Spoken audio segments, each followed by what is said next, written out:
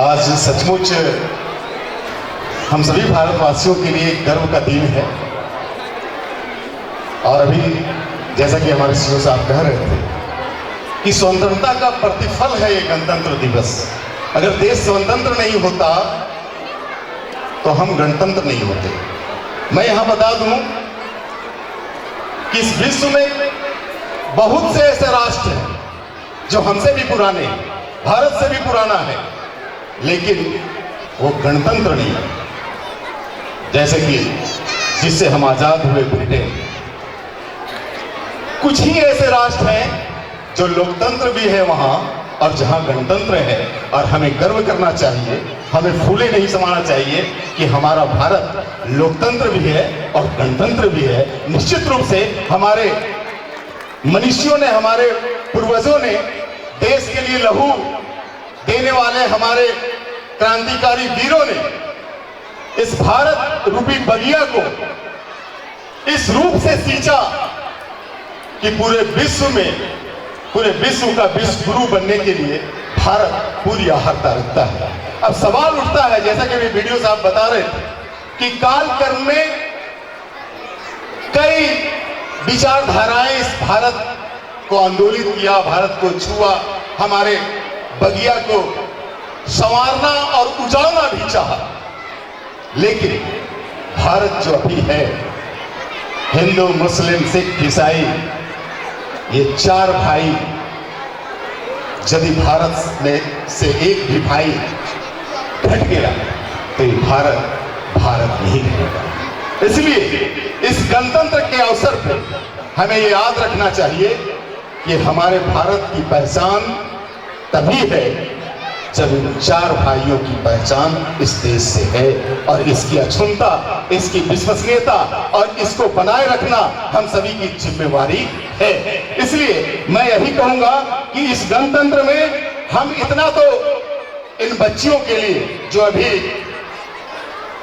इस भारत रूपी बगिया का दिग्दर्शन हमें अपने कार्यक्रमों से करा रहे थे, और आगे भी बहुत सारे कार्यक्रम हैं जो पूरा संपूर्ण भारत यहाँ नजर आएगा।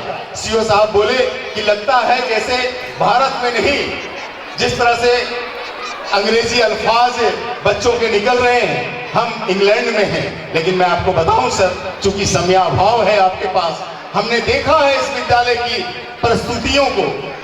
ये संपूर्ण भारत ही नहीं, पूरे विश्व दिखाएगा ये विद्यालय। और मुझे गर्व है कि यहाँ के जो शिक्षक गण है, यहाँ का जो विद्यालय परिवार है, वो इस पूरे धरोहर को, जो धरोहर, मैं बार बार इस बात को कहता हूँ कि लंका बाबा उच्च विद्यालय ने जो धरोहर की शुरुआत इस धरा में करी थी, उस धरोहर को आगे बढ़ाने का काम डिस्कवरी पब्लिक स्कूल बाखूबी कर रहा है अभी तक। और हम सभी समझते हैं, हम सभी का एक कर्तव्य है कि जिस तरह से भारतीय गणतंत्र की रक्षा करना हम सभी का ड्यूटी है, हम सभी का धर्म है, उसी तरह से ऐसे डिस्कवरी रूपी बगिया को फले फूले रखना हम सभी अभिभावकों का ये ड्यूटी है। हम सभी सामाजिक सरोकार रखने वाले लोगों की ड्यूटी है।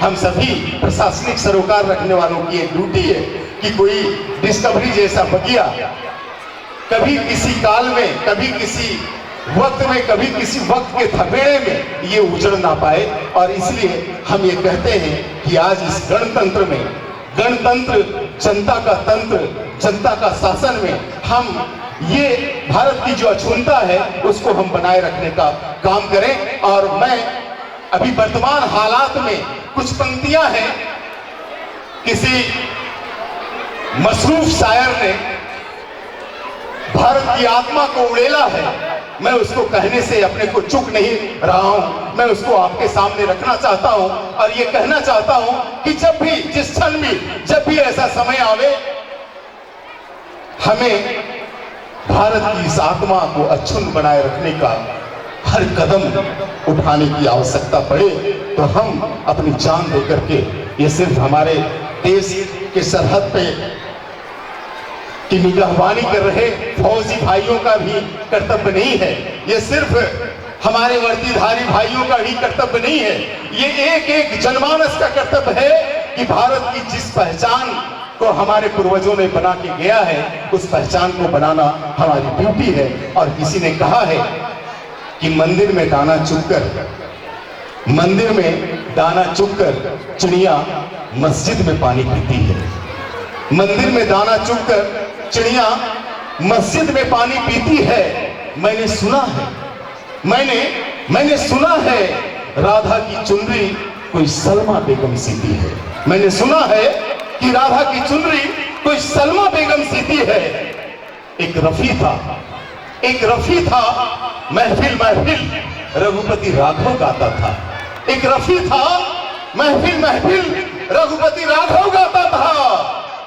एक प्रेमचंद था बच्चों को ईदगाह सुनाता था। एक प्रेमचंद था बच्चों को ईदगाह सुनाता था। कभी कन्हैया की महिमा गाता रसखान सुनाई देता है। कभी कन्हैया का महिमा गाता रसखान सुनाई देता है। औरों को दिखते होंगे हिंदू और मुसलमान, मुझे तो हर शख्स में बस इंसान दिखाई देता है। बहुत बहुत धन्यवाद। Thank you.